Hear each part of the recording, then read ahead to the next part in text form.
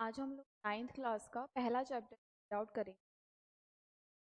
ज़्यादा कुछ ब्रीफ में नहीं पढ़ेंगे हम, लाइक बेसिक्स है आज। ये चैप्टर का इन ओवरव्यू मैं आज क्या क्या पढ़ाऊंगी। रेफरेंस पॉइंट, हमारी लाइफ में रेफरेंस क्या मीन है। आप लोग जो है कहीं भी जाते हैं, आप फादर जो कॉल करते हैं, आप बताते हैं कहीं यहाँ पर खड़ा हूँ, आप कोई ट्राई करोगे किसी, आप पॉइंट आउट करोगे कि मैं जो हूँ रॉक में खड़ा हूँ या इसके नियर बाय हूँ। आप एक लैंडमार्क डेफिनेटली बताएंगे। आपको एक रेफरेंस पॉइंट होती है अपनी लाइफ में किसी भी चीज़ बताने के लिए, ठीक है। आप जो है रेफरेंस बताएंगे। मोशन स्ट्रेट लाइन 1D में पढ़ना है, हम ज़्यादा डीप में 2D 3D में जाएंगे, जस्ट हमें 1D पढ़ना है, ठीक है। डिस्टेंस एंड डिस्प्लेसमेंट डिस्क्राइब करूँगी, मैं नॉन यूनिफॉर्म न्यूमेरिकल हम करेंगे। फर्स्टली मैं आपको कुछ फैक्टर डिस्क्राइब कर देती हूँ, हम कैसे डिनोट करते हैं 1D में, ठीक है। फर्स्ट आता है हमें जो है पोजीशन।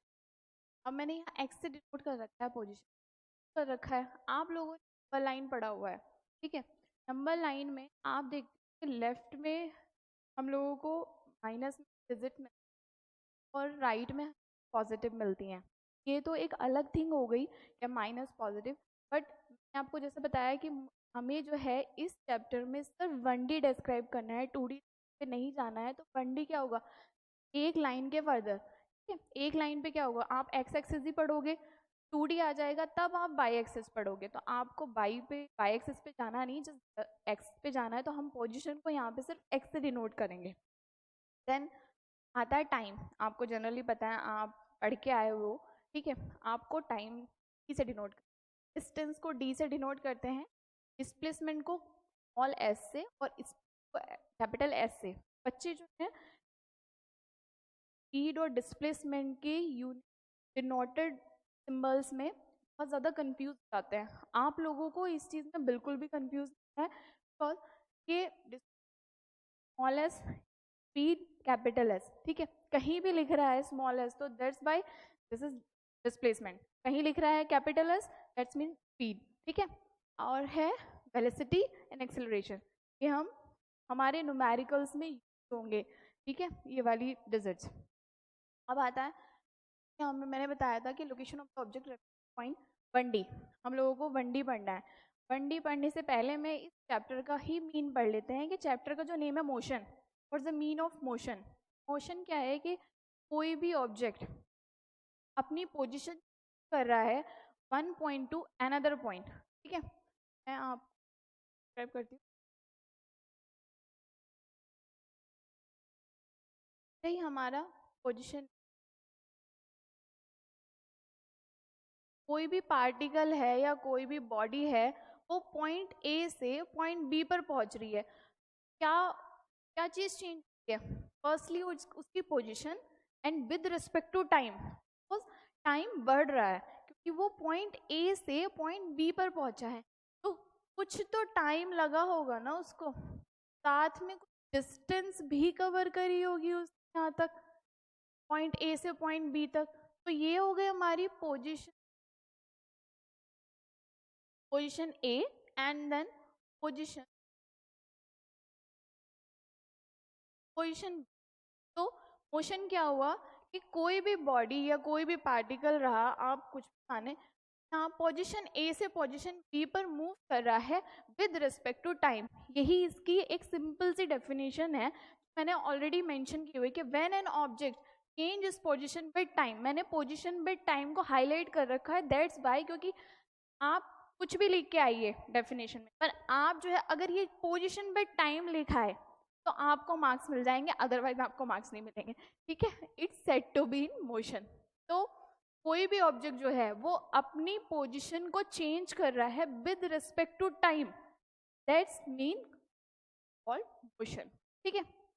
अब जो पोजीशन है, motion of an object is all with respect to position to a frame of reference, अब यहाँ पे मैं फ्रेम ऑफ रेफरेंस की बात करने जा रही हूँ। फ्रेम ऑफ रेफरेंस का हिंदी मीनिंग होता है आपका देखने का नजरिया, कि आप किस तरीके से किस चीज को ऑब्जर्व कर रहे हैं, किस को आप देख रहे हैं। लाइक आपको एक एग्जांपल लेके बताती हूँ। आप किस बस में ट्रेवल कर रहे हैं, आप ट्रेवल कर रहे हैं, आपके साइड वाले पैसेंजर को आपने देखा, तो आप उनको साइड में देख रहे हो तो वो सारे लोग आपको रेस्ट में लग रहे हैं, ठीक है। बट आप जब विंडो से बाहर देख रहे हो बेटा, तो आपको ऐसा लग रहा है कि जो ट्रीज खड़े हैं, जो बड़ी बड़ी बिल्डिंग्स हैं, वो आपको सब मोशन दिख रही है, आपको सब वो पीछे जाते हुए दिख, बैकवर्ड में दिखा जाते हुए दिखेंगे। लाइक फर्स्ट पोजीशन हमारी ये हो गई कि आप जब बस में बैठे हो तो आपको पैसेंजर जो है वो रेस्ट में लग रहे हैं, और जो बाहर जो सारी बिल्डिंग्स हैं, ट्रीज हैं, वो सब आपको जो है वो मोशन में लग रहे हैं। अब आप जो है, ये पोजीशन 1 हो गई। देन पोजीशन 2 चलते हैं कि आपने जो है आप बस स्टॉप पे उतर गए, आप बस स्टॉप पे उतर गए, आपने देखा कि बस तो जो है वो मोशन में हो गई इस टाइम पे, क्योंकि आप वहां पर रेस्ट में आ गए हैं, ठीक है। अब आप जो ट्रीज और बिल्डिंग्स आपको मोशन में लग रही थी, वो आपको जो है बेटा वो सब जो है रेस्ट में लगने लगी, और जो आपके साइड में पैसेंजर्स बैठे हुए थे पोजीशन ए में, आपको अब वो सारे मोशन में लगने, इवन बस मोशन में लगने लगी। तो ये दो तरह की सिचुएशन होती हैं, इसको ही हम फ्रेम ऑफ रेफरेंस कहते हैं, कि आपका देखने का नजरिया, जब आप बस के अंदर बैठे थे तो आपको आउटसाइड वाली चीजें सारी मोशन में लग रही थी, बैकवर्ड जाती हुई दिख रही थी। अब आप जब रेस्ट में आ गए हैं, आप जब स्टॉप पे खड़े हैं, कहीं खड़े हैं, तो आपको जो है सारी चीजें जो है वो रेस्ट में लग रही हैं, बस जो है वो मोशन में लग रही हैं, आपको सारी चीजें, ठीक है। तो यहाँ इसको ही हम फ्रेम ऑफ रेफरेंस कहते हैं, कि आप क्या देख रहे हैं, ठीक है। ये हो गया हमारा फ्रेम ऑफ रेफरेंस। अब आता है हमारा रेफरेंस पॉइंट, जो मैंने आपको बताया कि मैं 1D में डिस्क्राइब करूंगी। तो ये फ्रेम ऑफ रेफरेंस का हमारा एक छोटा सा एग्जाम्पल है, जो मैंने आपको बस में बताया था, ठीक है। अब वो बैठा है यहाँ पे,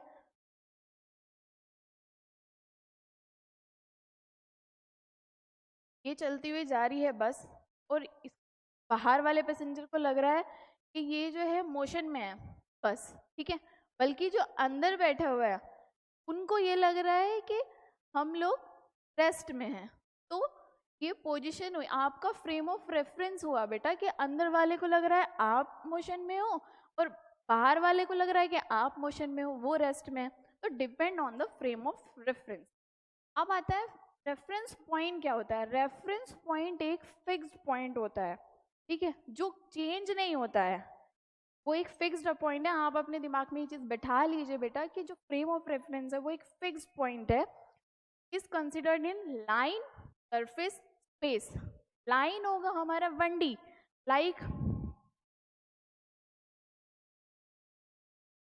आपको अब ये लाइन है, तो ओरिजिन मानिए तो है, ये वाली यहाँ से यहाँ तक की डिस्टेंस जो है वो कैलकुलेट करनी है। आप विदाउट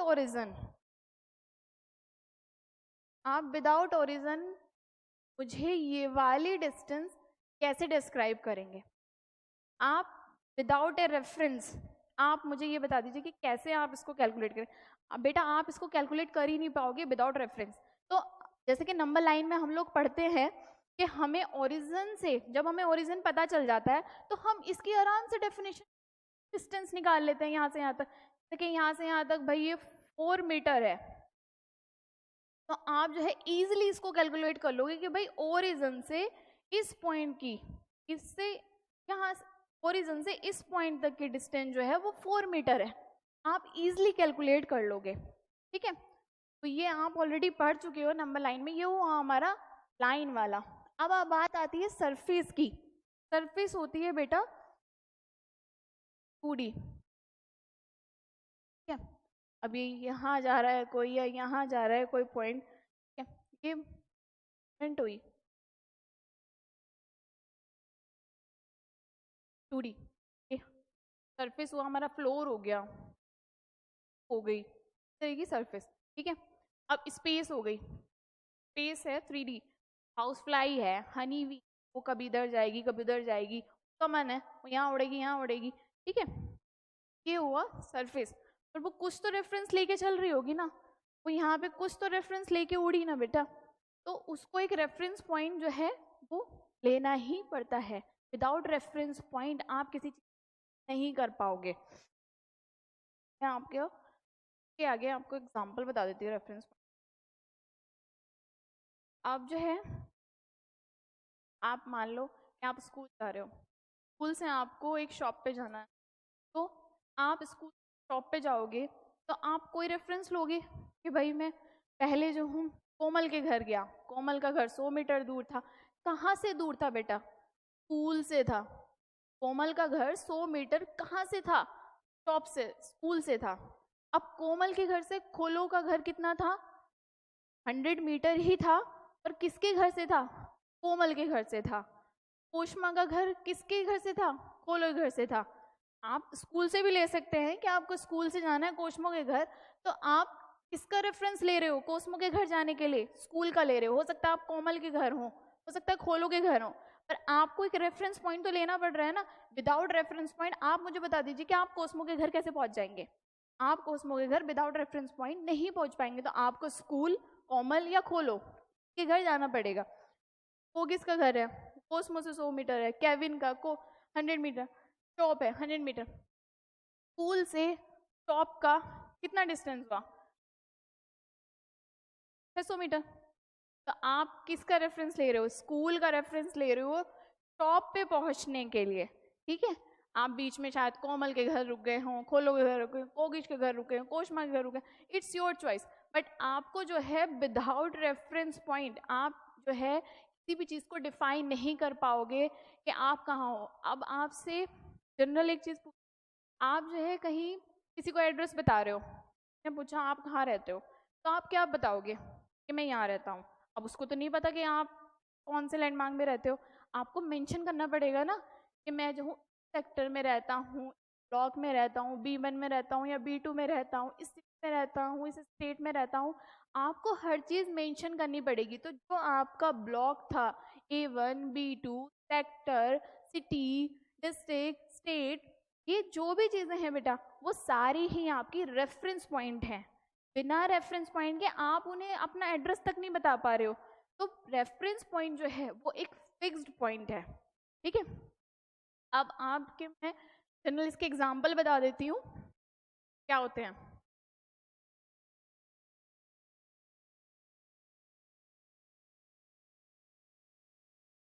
आपने माइलस्टोन देखे होंगे, आप किसी भी सिटी से अंडर सिटी शायद नहीं होते हैं, बट सिटी टू सिटी में आप कहीं भी जा रहे हो आपको माइलस्टोन मिलते हैं रोड की साइड में, ठीक है।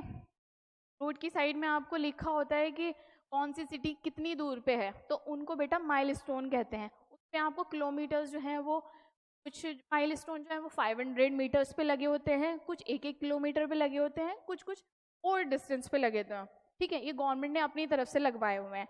तो आपको जो है बेटा माइलस्टोन मिलते हैं। माइलस्टोन क्यों मिलते हैं?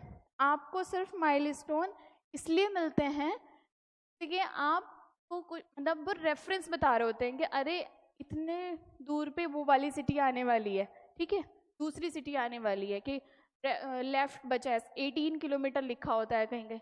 जैसे कि कोई भी सिटी मेजर कर लीजिए कि यूपी जो है वो मतलब यूपी स्टेट का तो नहीं लिखा होता, बट आपको जनरली हर जगह जो है माइलस्टोन मिल जाते हैं कि 18 किलोमीटर है, 20 किलोमीटर लेफ्ट रह गया है, 10 किलोमीटर लेफ्ट रह गया, आपको उस पर लिखे होते हैं बेटा माइलस्टोन में।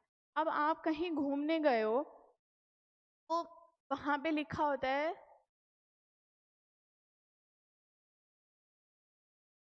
आप कहीं माउंटेन्स पे गए हो, माउंटेन्स पे ना मतलब बोर्ड्स लगे होते हैं, तो उन पे लिखा होता है एल्टीट्यूड कितना है, कितनी हाइट है, एल्टीट्यूड हाइट कितनी है पहाड़ों की, उस पर ऑलरेडी नीचे लिखा होता है, ठीक है।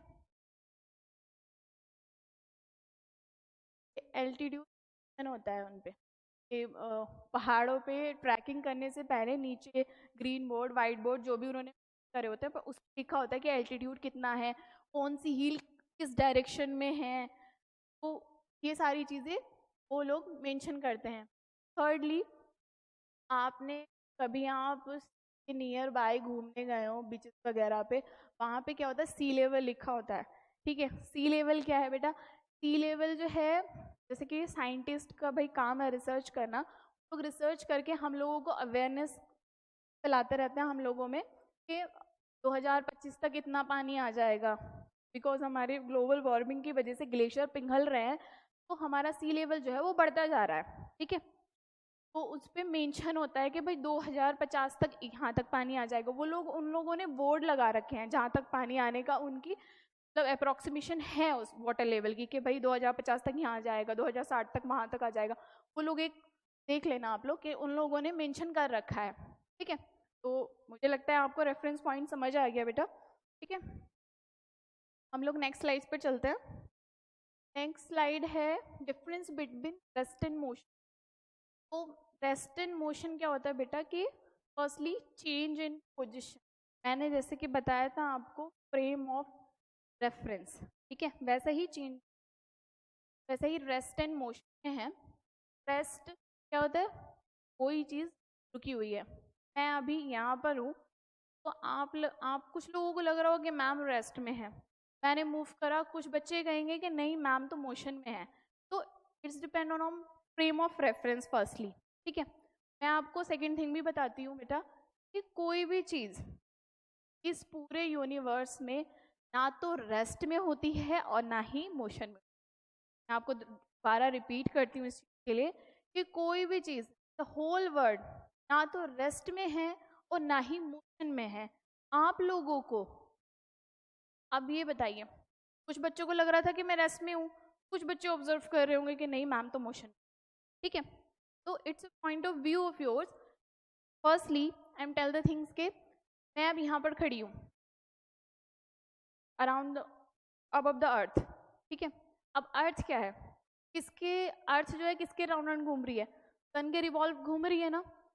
तो अर्थ जब रेगुलरली घूम रही है, रेगुलरली सर्कल सर्कल लगा रही है, तो क्या बेटा मैं नहीं रोटेट कर रही हूँ? आप भी रोटेट कर रहे हो, मैं भी रोटेट कर रही हूँ। तो जब अर्थ घूम रही है तो मैं कैसे रेस्ट में हो सकती हूँ? मैं भी तो मूव कर रही होंगी ना। तो it's our frame of reference. कोई भी चीज यूनिवर्स में ना तो रेस्ट में है ना ही मोशन में है। ठीक है, जस्ट के वो हमारा पॉइंट ऑफ व्यू है कि हम मान लेते हैं हाँ भाई जो रुकी हुई चीज है वो रेस्ट में हो गई है, जो चल रही है वो हम मोशन में सोच लेते हैं। ठीक है, अब आती है रेस्ट एंड मोशन की बात कि चेंज इन पोजिशन। ठीक है, रेस्ट में क्या है कि पोजिशन चेंज नहीं होती है। मैं डेफिनेशन लिख देती हूँ।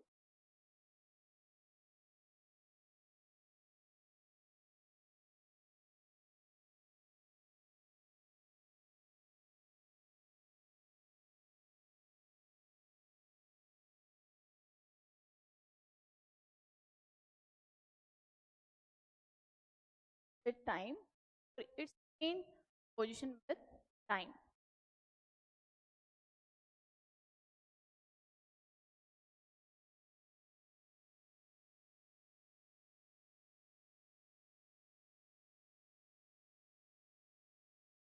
With time. ठीक है, कौन सी डेफिनेशन? अब इसके कुछ एग्जाम्पल दिए हुए हैं।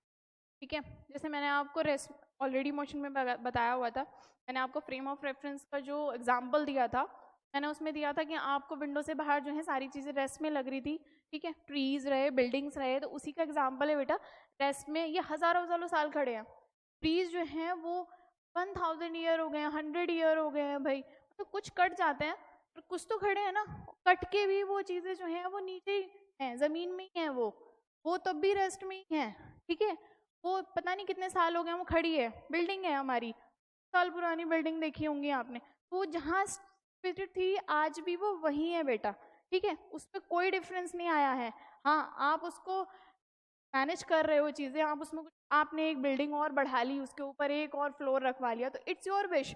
पर वो एक फ्लोर भी रखवाया तो तब भी वो वहीं पे सिचुएटेड है, उसमें उसमें कुछ नहीं है। ठीक है, उसका बेस आज भी वहीं, आज भी वो उसी सेक्टर में है, उसी ब्लॉक में है, उसी सिटी में है, उसी जगह पर, उसी स्टेट में है, वो वहीं पर ही मिलेगी आपको, वो कभी कहीं वहाँ जाएगी नहीं। ठीक है, ये चीजें जो है वो रेस्ट में हो गई। अब ये मोशन में दिखा रखा है, हनी भी है बेटा, वो उड़ रही है, हो सकता है वो अभी यहाँ हो फिर वो यहाँ पहुंच जाए, ठीक है, ये वो मोशन में। बर्ड है, वो यहाँ है अभी वो ऊपर पहुंच गई, या वो कहीं पे बैठ गई जाके, तो वो मोशन में है, वो अपनी पोजीशन जो है वो time with respect to time change कर रही है, ठीक है। ऐसे ये फुटबॉल खेल रहा है एक आदमी, तो फुटबॉल उसका लेग जो है वो मोशन में है, पीछे गया और अब चला गया, ठीक है, वो मोशन में है। बॉल भी इवन मोशन में है, बल्कि वो नॉन लिविंग थिंग्स है, बट फिर भी वो चीज मोशन में है, क्योंकि ये आदमी जो है उसको मूव करा रहा है, एक पोजीशन से दूसरी पोजीशन पे करा रहा है, ठीक है। तो ये तीनों ही चीजें मोशन में हो, और ऐसा नहीं है कि सिर्फ यही है, मैं हूँ, मैं यहाँ से इधर मूव कर रही हूँ तो मैं इस टाइम मोशन में हूँ, ठीक है। बहुत सारी ये जो चीज़ें जस्ट फॉर एग्जांपल था आपके लिए, कि ट्रीज हो गए, बिल्डिंग हो गई, मोशन में वो प्लेइंग करता हुआ, हनी भी उड़ रही है, बर्ड उड़ रही है, ये जस्ट जो है वो हमारे एग्जाम्पल्स हैं। नेक्स्ट स्लाइड पे चलते हैं। अब आगे हमारी बात आती है स्केलर क्वांटिटी और वेक्टर क्वांटिटी। आप स्केलर क्वांटिटी और वेक्टर क्वांटिटी से क्या समझते हैं? स्केलर क्वांटिटी में बेटा मैग्नीट्यूड की नीड होती है।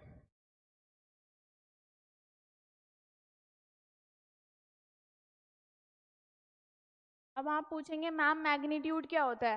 मैग्नीट्यूड होता है बेटा वैल्यू, ठीक है, ये सिर्फ हमें वैल्यू की नीड होती है। वेक्टर क्वांटिटी में हमें magnitude and as well direction की भी नीड होती है, ठीक है।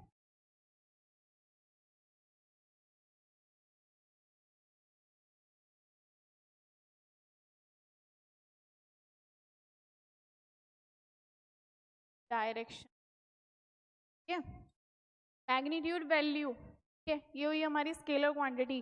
वेक्टर हुई मैग्नीट्यूड एंड डायरेक्शन। अब आप वैल्यू से क्या मीन समझते हैं? वैल्यू से मीन हुआ बेटा, मैं राइट साइड से लेफ्ट साइड मूव करी, मैंने कुछ डिस्टेंस कवर्ड करी, ठीक है, मैं अभी यहाँ हूँ, मैंने आगे मूव किया, मैंने कुछ डिस्टेंस कवर्ड किया, मुझे क्या मिला कि मैं जो हूँ 1 मीटर चली, 10 मीटर चली, ठीक है। ये 10 मीटर और 1 मीटर क्या है बेटा? ये एक वैल्यू है, ठीक है। तो क्या हुआ हमारी, ये वैल्यू हुई, स्पीड हुई हमारी, लाइक दैट, कि हमने कितनी स्पीड दी अपनी। आप जो है अपनी गाड़ी को 20 ले जा रहे हो, 40 ले जा रहे हो, 60 ले जा रहे हो, इट्स योर विश, पर आप क्या बढ़ा रहे हो बेटा? स्पीड। आपको क्या मिल रही है? वैल्यू, ठीक है। जो वो 20, 40, 60, 80, 120, 100 जितना भी आप इंक्रीज कर रहे हो या लो में लेके आ रहे हो, तो आपको क्या मिल रहा है बेटा? आपको मिल रही है एक डिजिट, ठीक है, डिजिट मिल रही है, वैल्यू मिल रही है, तो वो हमारे मैग्नीट्यूड वैल्यू कहलाती हैं। एग्जाम्पल लिख देती हूँ,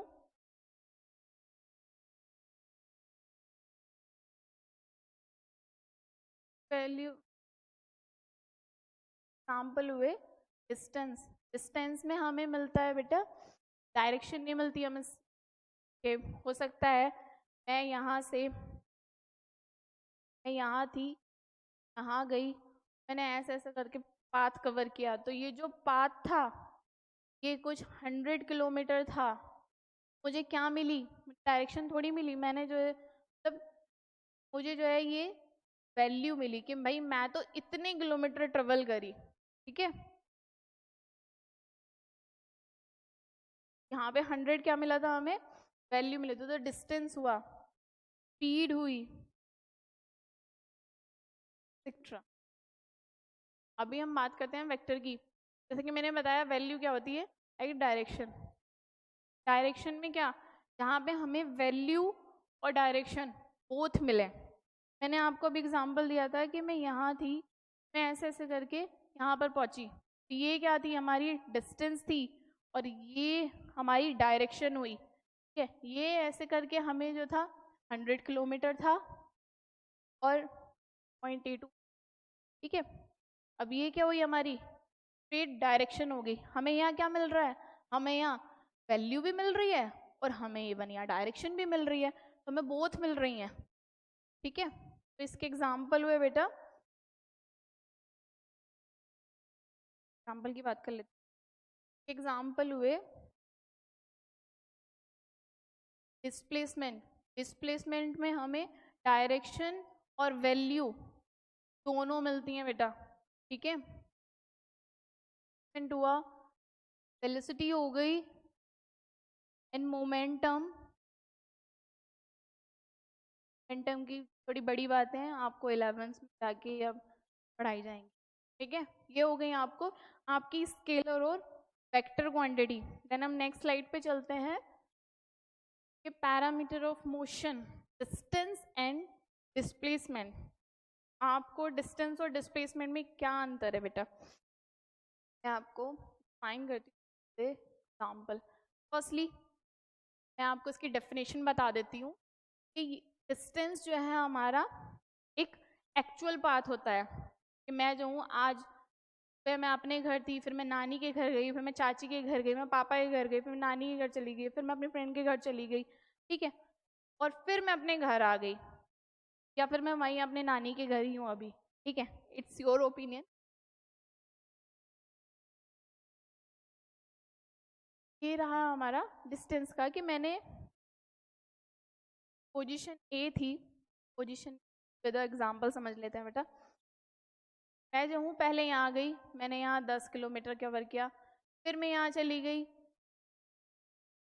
10 किलोमीटर कवर किया, फिर मैं पॉइंट बी पर पहुँची, हाँ मैंने 15 किलोमीटर कवर किया। तो ये क्या हुई मेरी, ये मेरी हो गई डिस्टेंस के भाई पहले मैं इस पॉइंट पे पहुंची, फिर मैं इस पॉइंट पे पहुंची, फिर मैं इस पॉइंट बी पे पहुंची, ठीक है।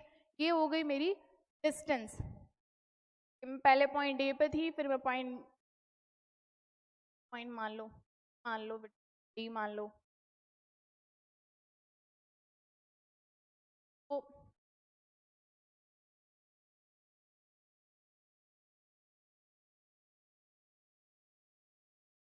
ये रहा हमारा पाथ कि हमने क्या पाथ कवर किया है, ठीक है। मतलब ये हमारा जो है एक्चुअल पाथ, ये मेरा एक्चुअल पाथ है कि भाई मैं पहले यहाँ पे सी पॉइंट पे पहुंची, फिर मैं डी पॉइंट पे पहुंची, फिर मैं जाके बी पॉइंट पे पहुंची। ये हो गई मेरी एक्चुअल लेंथ। तो मैं आपको लिखाना चाह रही हूँ कि actual length definition length covered by the body या पार्टिकल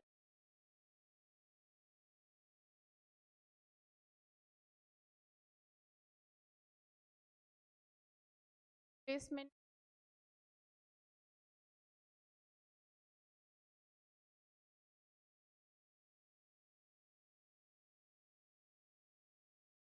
shortest path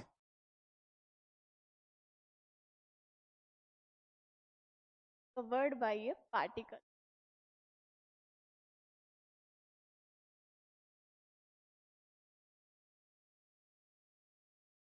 ठीक है, ये है actual length covered by a particle the object, ये सॉर्टेड पाथ कवर्ड बाय। मैं आपको यहाँ पे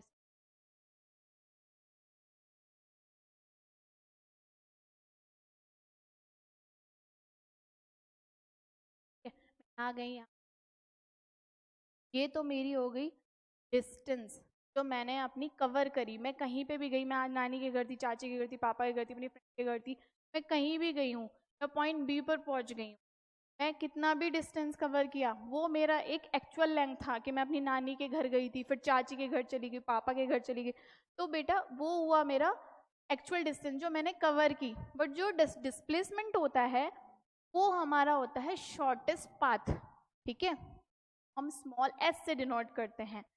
ये होता है हमारा शॉर्टेस्ट पाथ, जो कि हमें इससे मतलब नहीं होता कि वो कहाँ गया था, बीच में वो कहाँ रुका, वो कितने घंटे बीच में रुका, हमें कोई मीन नहीं होता। हमने जो है पूरे में से हमें शॉर्टेस्ट पार्ट ढूंढना होता है कि हम भाई ए टू बी पहुंचने के लिए कितना शॉर्टेस्ट पाथ ढूंढ सकते हैं। तो जो शॉर्टेस्ट पाथ होगा, जैसे कि मैंने लिखा कि shortest path covered by object, के एक ऑब्जेक्ट जो है वो शॉर्टेस्ट पाथ जो रहेगा वो कवर्ड कर रहा है, उसको हम डिस्प्लेसमेंट कहते हैं, डिनोटेड बाय स्मॉल एस, ठीक है। आपको समझ में आया हो डिस्टेंस की एसआई यूनिट। बेटा प्लीज आप जब भी न्यूमेरिकल करें या आप कोई भी डेफिनेशन लिख के आते हैं जिसमें कि आपकी यूनिट्स डिफाइन होती हैं, ठीक है, वो सब लिख के आया कीजिए कि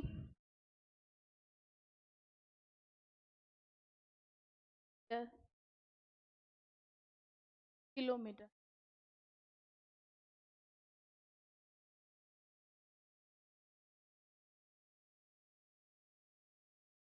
जहाँ पे मीटर हो वहाँ मीटर लिख के आइएगा, जहाँ पे किलोमीटर हो वहाँ पे किलोमीटर लिख के आइएगा, ठीक है।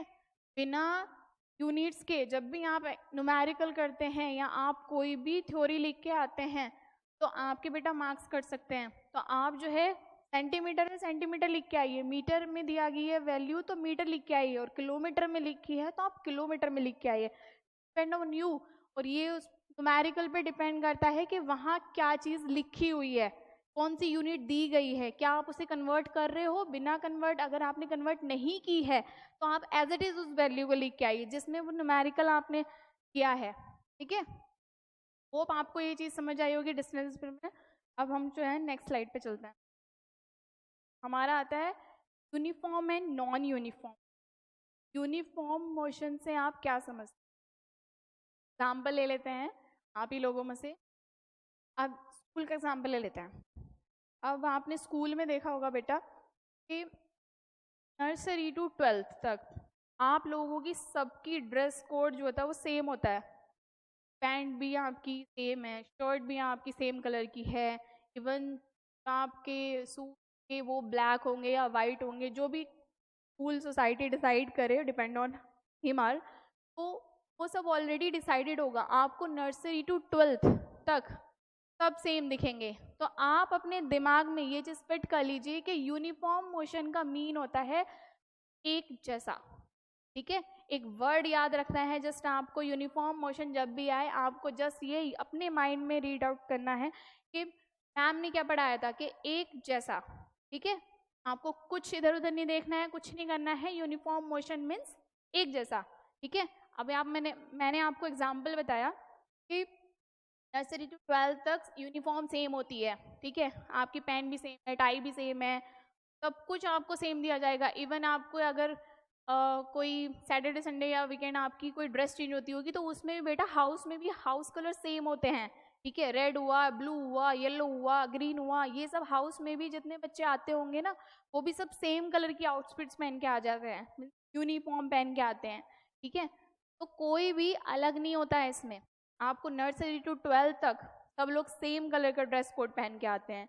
तो यूनिफॉर्म को आप अपनी यूनिफॉर्म से मैच कर लीजिए, आप कभी कंफ्यूज नहीं होंगे कि uniform means are uniform. School में जो आप लोग पहनते हो वो नर्सरी टू ट्वेल्थ तक सेम होती है यूनिफॉर्म, मैम ने पढ़ाया, ठीक है। यूनिफॉर्म मीन्स सब कुछ सब एक जैसा, ठीक है। वर्ड याद रखना आपको, एक जैसा। अब मैं आपको इसकी डेफिनेशन बता देती हूँ।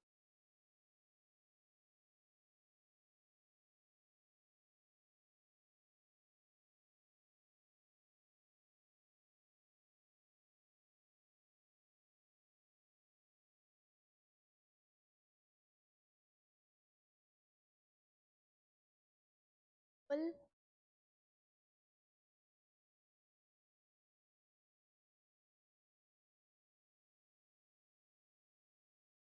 Full time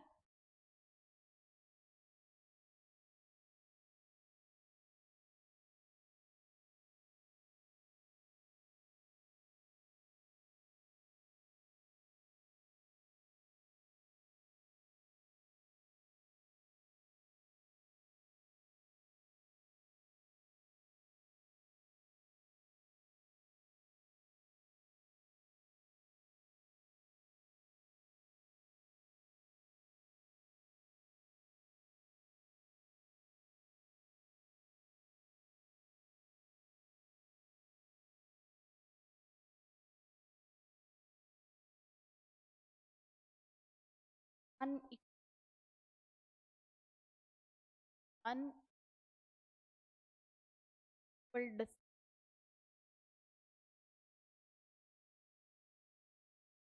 equal time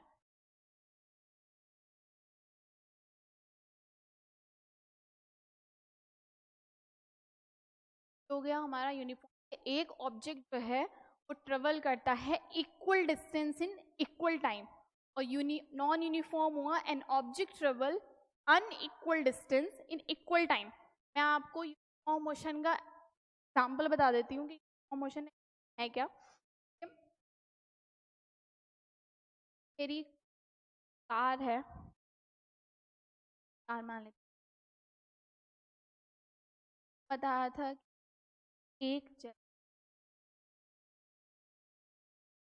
same, और इसमें क्या लिखा है कि equal distance in equal time में कवर करता है। एक ऑब्जेक्ट जो है वो ट्रेवल करता है equal distance in equal time, ठीक है।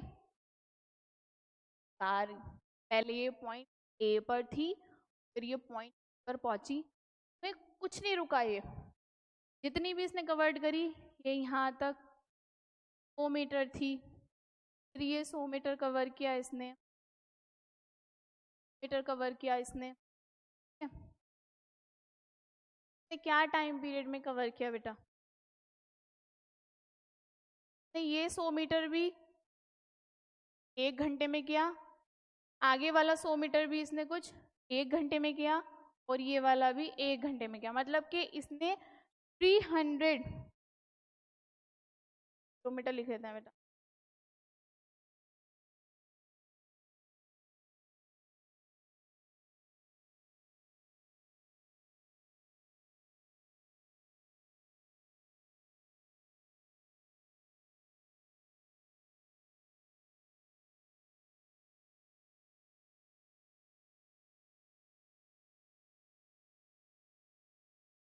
100 किलोमीटर 3 आवर में कंप्लीट किया, बट टाइम पीरियड सेम था ना। 100 किलोमीटर इसने 1 आवर में कंप्लीट करी, फिर आगे के 100 किलोमीटर फिर इसने 1 घंटे में कवर करी, फिर से 100 किलोमीटर इसने फिर 1 आवर में। तो ये एक यूनिफॉर्म मोशन होता है जो बिल्कुल इक्वल डिस्टेंस इसने इक्वल टाइम में कवर करी है। यहाँ 100 थी 1 घंटे में करी, यहाँ पर 100 थी फिर 1 घंटे में गई, यहाँ 100 थी फिर 1 घंटे में करी, ठीक है। तो मैंने जैसे ऊपर लिखा डेफिनेशन में कि equal distance covered with in equal time, ठीक है। यहाँ सेम है कि कार ए पॉइंट पे थी, फिर यहाँ बी पहुंची, तो ये 100 किलोमीटर 1 घंटे में कर लिया, फिर इस पॉइंट से यहाँ पर आई बेटा, तो भी इसने जो है वो 100 किलोमीटर फिर 1 घंटे में कवर करी, और फिर इतना पोर्शन भी इसने 100 किलोमीटर 1 आवर, मतलब सेम डिस्टेंस सेम टाइम में कवर करता है, उसको ही हम मोशन कहते हैं, ठीक है। अब नॉन यूनिफॉर्म में क्या होगा कि वो कार मान लेते हैं, ठीक है। पहले तो इसने 1 घंटे में कुछ 100 किलोमीटर कवर कर लिया, फिर जो है इसने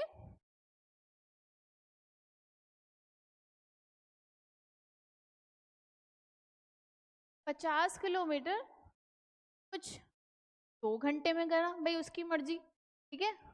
फिर आगे जो है उसने कुछ 60 किलोमीटर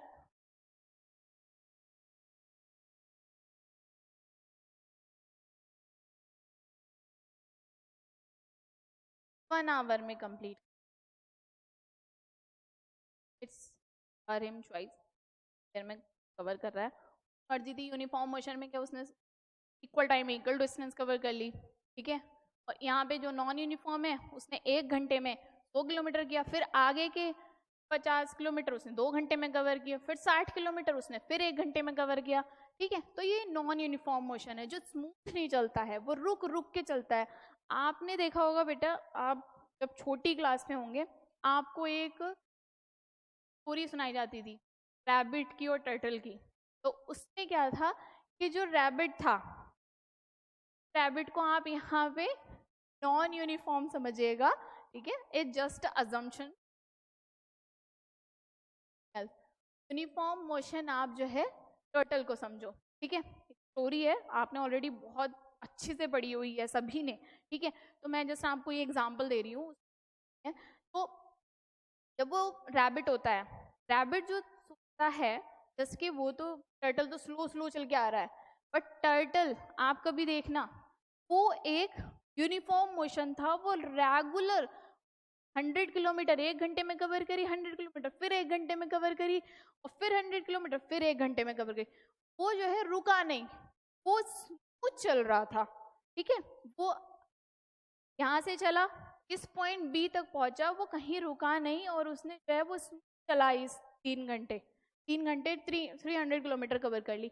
बट जो रैबिट था, ठीक है, रैबिट जो था पहले तो वो 100 किलोमीटर चल गया 1 घंटे में, फिर उसने जो था वो चला ही नहीं आगे। उसने सोचा टर्टल तो बहुत स्लो आ रहा है, मैं रुक के आराम कर लेता हूँ, ठीक है। जो है आगे की 50 किलोमीटर जो है वो 2 घंटे में कवर करी, क्योंकि वो सो गया था, ठीक है। इट्स हिम चॉइस वो सो गया था या नहीं, ठीक है। तो यहाँ क्या हुआ, टर्टल जो था वो हमारा यूनिफॉर्म मोशन में था, वो सेम स्पीड से सेम टाइम पे चल रहा था। बट जो रैबिट था वो जो था अनइक्वल डिस्टेंस उसने सेम टाइम में कवर करी।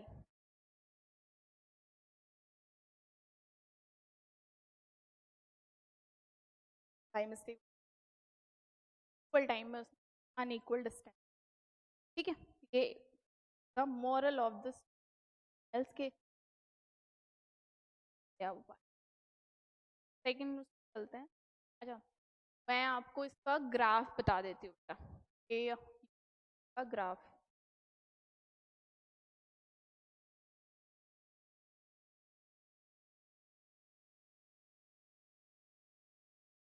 ग्राफ जो है वो बनेगा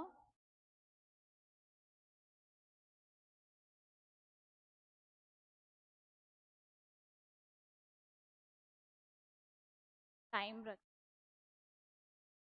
डिस्टेंस,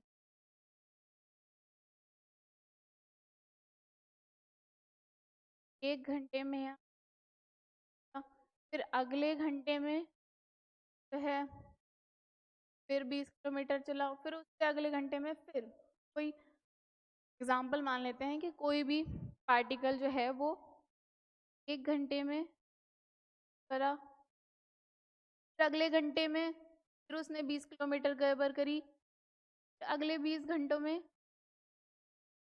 किलोमीटर उसने फिर अगले 1 घंटे में। तो इसका ग्राफ कैसे बनेगा बेटा, चढ़ता हुआ ग्राफ बनेगा। आप जब स्केल से बनाएंगे तो ये एक स्ट्रेट लाइन बनेगी अब तक जाते हुए, ठीक है। मेरा हाथ नहीं बैठा,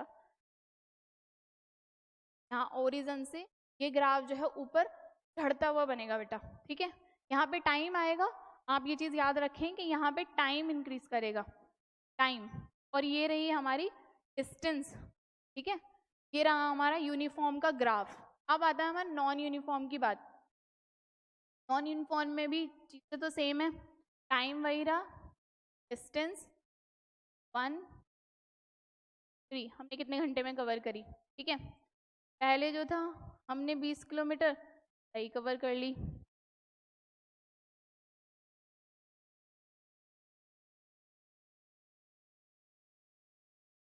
अगले घंटे में मैं कुछ मीटर ही कवर कर पाया, और फिर 3 घंटे में फिर मैंने कुछ 60 किलोमीटर कवर कर ली, ठीक है। तो ग्राफ बेटा कुछ ऐसे और ऐसे, मतलब बेबी सा बनेगा। और हमेशा आप ध्यान देना कि टाइम का जो ग्राफ होगा वो हमेशा ही ऊपर जाता होगा, कभी ऐसे करके वापस नहीं आएगा टाइम का ग्राफ। टाइम का ग्राफ जो है वो अब ही जाता है, ठीक है। तो हो गई हमारी नॉन यूनिफॉर्म और नॉन यूनिफॉर्म की बातें। अब हम न्यूमेरिकल कर लेते हैं। अब इस न्यूमेरिकल में क्या है कि a farmer moves along the boundary of a square field of side 10 metre in 40 second. Just hold on it कि उसने क्या कहा कि एक फार्मर जो है वो मूव कर रहा है along the boundary of a square field. Firstly we draw the square,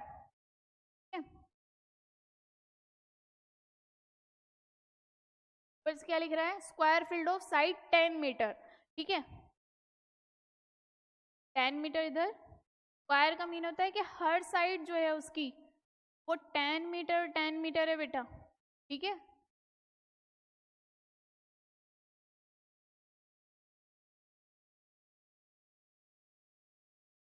अब उसने लिख रखा है कि उसने तो स्क्वायर फील्ड था वो उसने टोटली 40 सेकेंड्स में कवर अप कर रखा था।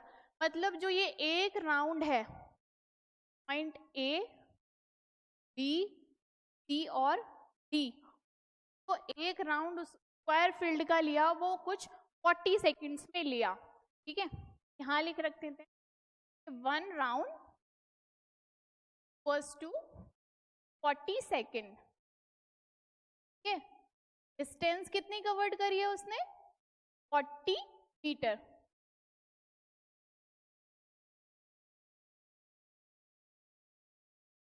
अब आगे बढ़ते हैं कि वो बोल रहा है what will be the magnitude of displacement of the farmer at the end of 2 minutes and 20 seconds from the initial position. Firstly initial और फाइनल क्या होता है, ठीक है। इनिशियल होता है बेटा जहां से आप चले, फाइनल वो जहां आपकी डेस्टिनेशन खत्म हो गई, ठीक है। तो इनिशियल को हम U से डिनोट करते हैं और फाइनल को हम V से डिनोट करते हैं, ठीक है। Start point initial, and point final position. तो आपको ये आगे जो है डेरिवेशन आएंगे तो उसमें ये U V की नीड पड़ेगी, U V T displacement D, ठीक है।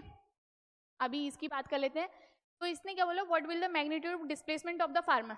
हमें क्या निकालना है, हमें डिस्प्लेसमेंट निकालना है, ठीक है, of the farmer at the end of 2 minutes and 20 seconds। अब ये जो है इसने 1 राउंड जो है वो 40 सेकेंड में कवर किया था, ठीक है। तो एक राउंड इसने 40 सेकेंड में, 2 minutes और 20 seconds, सॉरी 2 minutes और 20 seconds कितने होते हैं बेटा? 2 minutes में होंगे 120 seconds और 20 seconds मतलब क्या 140 सेकेंड। अब ये 40 सेकेंड जो है वो एक राउंड, मैं इसको कुछ तरीके से लिख लेती हूँ कि 40 सेकेंड में वो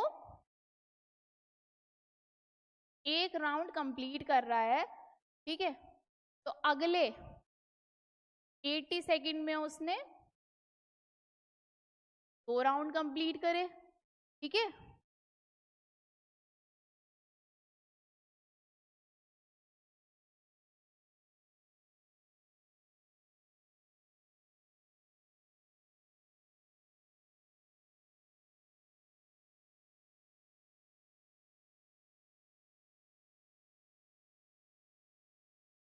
और 120 सेकेंड 3 राउंड कंप्लीट। और हमसे क्या पूछ रहा है कि वो at the end of 2 minutes 20 seconds, ठीक है। मतलब कि 140 सेकेंड्स, तो 140 सेकेंड्स was to 3.5 राउंड। मैं आपको ये भी डिफाइन कर देती हूँ कि ABCD यहाँ से चला, B पर गया, C पे, तो A to A उसने कुछ जो है एक राउंड कंप्लीट किया 40 सेकेंड में, फिर चला वो, फिर A to B चला, यहाँ तक गया, 2 राउंड कंप्लीट किए, फिर A to B से चला, फिर उसने 3 बार। अब 3 पॉइंट कंप्लीट करने के बाद 3 पॉइंट पे आती है हमारी 120 सेकेंड जो 3 राउंड कंप्लीट किए। वो पूछ रहा है कि 2 minutes 20 seconds, ठीक है। तो हमें जो है बेटा A और C ये हो गए हमारी 140 सेकेंड, मतलब 3 राउंड 2 minutes 20 seconds हो गए 3.5 राउंड। अब वो ये उसकी तो डिस्प्लेसमेंट मांग रहा है ना बेटा, ये डिस्प्लेसमेंट बताओ इनिशियल पोजीशन से जब मुझे इतनी मिनट लगी, इनिशियल ये थी, ठीक है। तो ये क्या मांग रहा है कि ये 3.5, 3 बार ये राउंड लिए, और फिर जब चौथा राउंड में ले रही थी तो उसने जो है वो यहीं तक 20 सेकेंड्स कंप्लीट कर लिए, ठीक है। तो 140 सेकेंड्स कंप्लीट, हम जो है हमें डिस्प्लेसमेंट निकालना है बेटा A to C का, ठीक है, A to C। अब जो है आप A to C आप बताइए, आपने पाइथागोरस फॉर्म ऑलरेडी पढ़ी हुई है, विदाउट पाइथागोरस फॉर्म आप यहाँ पे डिस्प्लेसमेंट नहीं निकाल सकते हैं। तो ये जो हो गया बेटा आपको दिख रहा होगा, ये हो गया बेस, ये हो गया आपका परपेंडिकुलर, और ये हो गई आपकी हाइपोटेन्यूस, ठीक है। आपका फॉर्मूला आता है हाइपोटेन्यूस निकालने का, h square equals to p square plus के p स्क्वायर, ठीक है। अब यहाँ पे h तो आपको नोन नहीं है क्योंकि आपको निकालना है डिस्प्लेसमेंट, वो आपको नॉन नहीं है, ठीक है। अब आपको परपेंडिकुलर नॉन है और बेस भी नॉन है आपको, आप इजीली इसको निकाल लोगे बेटा।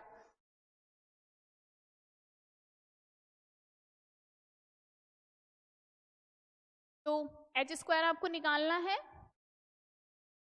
पी स्क्वायर कितना हुआ 10 मीटर, 10 का स्क्वायर प्लस बी कितना है 10 मीटर स्क्वायर, 100 प्लस 100 कितना हुआ 200, और यहाँ क्या था एच स्क्वायर, तो ये क्या हो जाएगा रूट 200, रूट 200 क्या होता है 10 रूट 2, और h क्या था हमारा डिस्प्लेसमेंट, और कितने में है ये बेटा, डिजिट्स का यूनिट का ध्यान रखें, ठीक है, ये है मीटर में, तो ये रहा उसका डिस्प्लेसमेंट 10 रूट 2, ठीक है।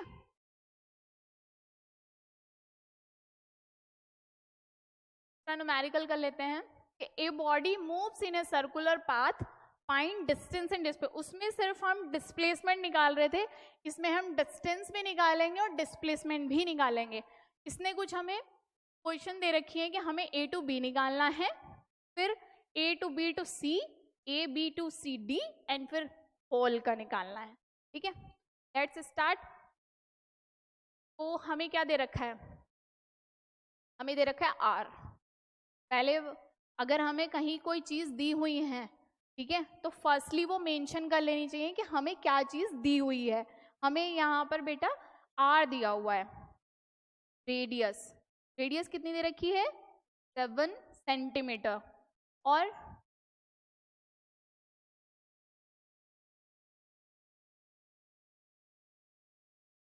ए टू बी पहला सॉल्व कर, ए टू बी, अब ए टू बी है तो आपको ए टू बी निकालना है। फर्स्टली आप डिस्टेंस निकालेंगे, ठीक है, डिस्टेंस निकालने के लिए आपके पास 2 पाई आर होल सर्कमफेरेंस, बट ये होल नहीं है, आपको सिर्फ ए टू बी निकालना है, तो ये कितना, ये इस पूरे सर्कल का हुआ 1.5, ठीक है। आप यहाँ लगाएंगे बेटा 1/4, ठीक है, पाई, पाई का क्या होता है, पाई की वैल्यू होती है 22/7, ये भी आप गिवन में मेंशन कर लो, या कहीं कहीं गिवन ऑलरेडी मेंशन होता है, किसी किसी न्यूमेरिकल में, किसी में नहीं होता है, ठीक है। 7 7 से 7 कटा, ठीक है, तो हमारी डिस्टेंस कितनी आ गई 11, और सेंटीमीटर है तो सेंटीमीटर, ठीक है। यूनिट्स का हमेशा ध्यान रखें, तो डिस्टेंस किस में आई 11 सेंटीमीटर आ गई। अब बात आती है बेटा, तो हमें ये चीज तो मिल गई कि ए टू बी की जो डिस्टेंस है वो 11 सेंटीमीटर है, अब क्या है वो हमें डिस्प्लेसमेंट भी पूछ रहा है, तो हम डिस्प्लेसमेंट भी निकालेंगे ए टू बी। अब मैंने आपको जैसा कि अभी पढ़ाया था कि डिस्टेंस जो है वो एक एक्चुअल पाथ होता है, बट जो डिस्प्लेसमेंट वो होती है वो हमारी शॉर्टेस्ट पाथ होता है, मतलब कि हमें ये निकालना है ए टू बी, ठीक है। ए टू बी निकालने के लिए हमें बेटा पाइथागोरस फॉर्म लगानी पड़ेगी, ठीक है। अब ये 7 सेंटीमीटर है, 7 सेंटीमीटर ही होगा, ये तो सेंटर में है, कि ऊपर या नीचे इधर, ये सारे ही 7 सेंटीमीटर, ठीक है। अब जो बात आती है, हमें निकालना है डिस्प्लेसमेंट। अब मैंने आपको प्रीवियस ही अभी कराया था, उसमें डिस्प्लेसमेंट में हमने पाइथागोरस फॉर्म लगाई थी, वो क्या थी H square equals to P square plus के बी स्क्वायर, ठीक है। एच हमें ऑलरेडी नॉन नहीं है, बट हमें यहाँ नॉन है, ये बी रहा, ये हमारा वो रहा परपेंडिकुलर रहा, ठीक है, क्या है 7 स्क्वायर प्लस 7 स्क्वायर, क्योंकि हमारा परपेंडिकुलर भी 7 था और बेस भी हमारा 7 है, तो स्क्वायर कर दो 49 प्लस 49, 98 कितना आएगा, तो लिख देती हूँ, क्या आएगा हमारा,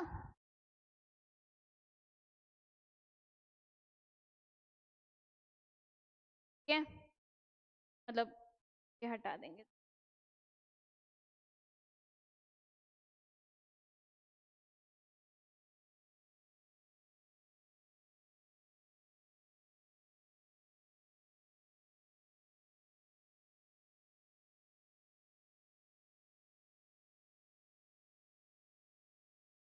एच हटाएंगे बेटा,